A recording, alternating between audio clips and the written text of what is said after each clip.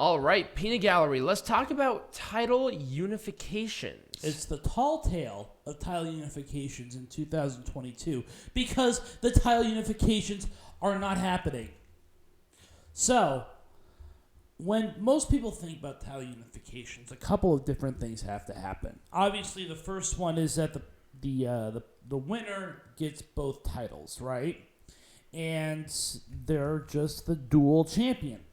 But a very important thing has to happen within a title unification match that has not happened with the Universal title and with the WWE title in 2022. And that is that they did not discontinue the history of one of those two championships. So, in my opinion, I think that this was false advertising. And I don't think it's all WWE's fault. I'll give this some context. So this was the promotion. This was the promotion for this. It clearly says championship unification. Yes, it does. Now, if it was just winner take all, we would be talking different. Yeah. But they clearly said title unification. Yep. They specifically put that language in there that there's a unification happening where two title histories would unify into one title history. Right. But that didn't happen because both the Universal and the WWE Championship histories have one title. Now, let's contrast that with some other championships that we've seen throughout history. So, obviously Roman Reigns is a dual. He's not a unified champion. He is a dual champion. But the thing is that they're promoting this still as the undisputed Universal Champion. Yeah.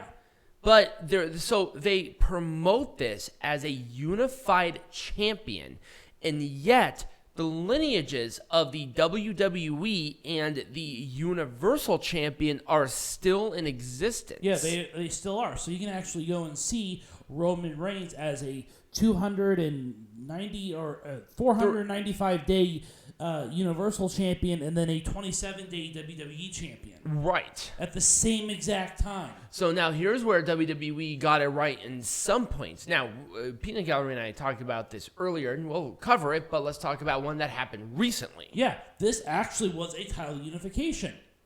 There legitimately was there was an NXT North American champion and the NXT Cruiserweight champion. And what happened was the winner got both titles, and one championship was actually retired at that point in time. And that was a Cruiserweight champion no matter who won the title. Yep. And Carmelo Hayes obviously won the champion, but this was a true unification because when you unify something, something falls, something dies, and nothing happened during the world title. Now, let's move on to our next one because, I think this is a good illustration of that point where they did do this. Yes. Where Randy Orton beat John Cena at TLC 2013 and unified the WWE and the Big Gold World Heavyweight Championship. Right. Into the Big Gold World Heavyweight Championship stopped its history on that day. Right. And the WWE Championship continued because that was the title. Despite Randy Orton holding both champions, and both champions were held by Randy Orton, John Cena, and then Brock Lesnar. Yeah. Until the new champion, which is now the WWE Champion, was created into the WWE World Heavyweight Champion. Yep. Now, the WWE title lineage from 1963 will be the one that dies, even if they still name it the Universal Champion. Right. That will never change. Right.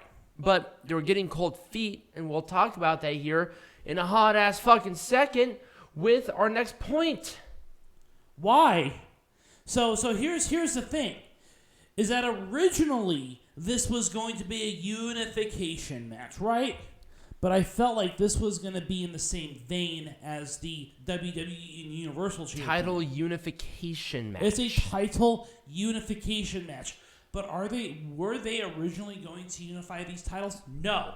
In fact, this match from the rumor mills, this match was not even in the card. Like, they never anticipated this match ever happening because the storyline was originally going to be bringing in Roman Reigns and bringing in Drew McIntyre and not having a title unification. But they promoted it as something that was within the card. Yes. It was on Wikipedia. It was everywhere. Yeah. So clearly there was a change. Now, through the rumor mill, Fox did not want another title unification match. They didn't want any title unification matches, and I think that's the big reason why these titles have not actually been unified. I think they're trying to keep Fox happy because they want a renewed contract. I don't know if they do it. I think they do. Because number one, keep in mind of the deal that they have. It's a $1 billion deal. That's that's no small chump change to sneeze at. But here's my problem with this: is that why does Fox care? I feel like if you want something big, you unify the champions for the big belts. It's like, oh, do you want to see the tag team champions of WWE? You watch SmackDown next week. Or do you want to see a title contender match for these champions? You watch it on SmackDown. I don't know why Fox did not like this. I'm so confused. But the point that I'm trying to make is that these title unifications that are happening within the main roster of WWE are not true title unification matches. I don't think you said that they were getting cold feet about truly unifying them. I don't think it's cold feet. I think it's appeasement. Well, is it appeasement because of cold feet? No, because appeasement is a result of somebody not liking it, not of cold feet. There's a difference.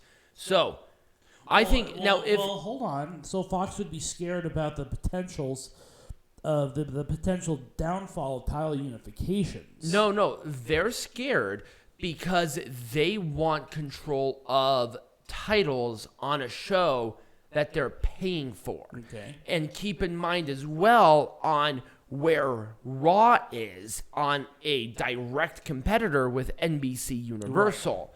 I think what they were trying to avoid, because number one, they were not going to change the Roman Reigns Brock Lesnar title unification. There's no way they couldn't. No.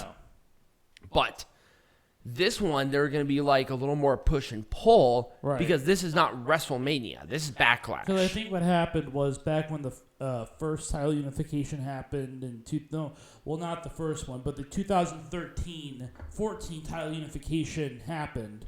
Because there were like 4 or 5 different title unifications throughout history. But we're going to talk about the era in which they went, where the first brand extension ended.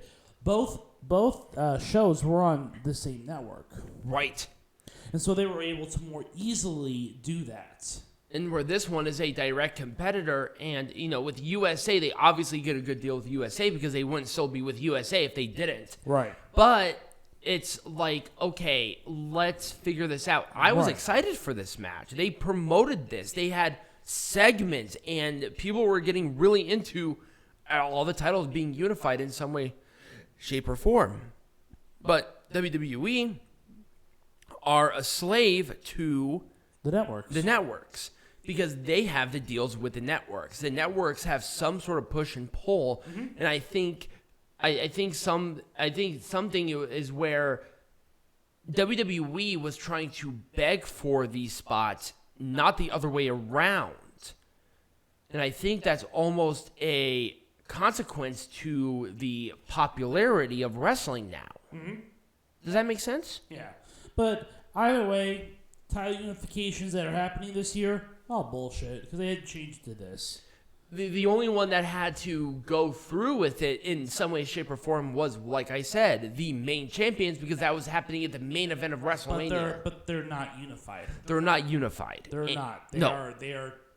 The same person happens to hold 2 different championships. Now, and I'm going to illustrate this again. I think it's important. A title unification and a winner-take-all are very different in context, but equally as powerful. Now, if they promoted the tag team champions as a winner-take-all match, we would have a different conversation here. Right, but they didn't. They didn't. They promoted it as a title unification. And I think is because WWE wants to merge the rosters back together. Mm-hmm. One promotion or one network, USA, is fine with it. They have the history. I mean, Raw's been with the USA in some way, shape, or form, in and out since what, the 80s? Yeah, but Fox is getting cold feet. Fox is getting cold feet, but I think it's also indicative of Fox's frustration also with the product that they're seeing and the ratings that they're getting. When a secondhand show like AEW Rampage is competing ratings-wise with WWE, Smackdown, which is something that they paid a billion with a B on Friday, which is still a primetime slot, you're not in a good spot. Right.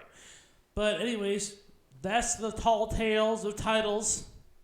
I think you probably should have talked about maybe more of like the history of like other ones. Now keep in mind. No, you're talking. What about WCWs?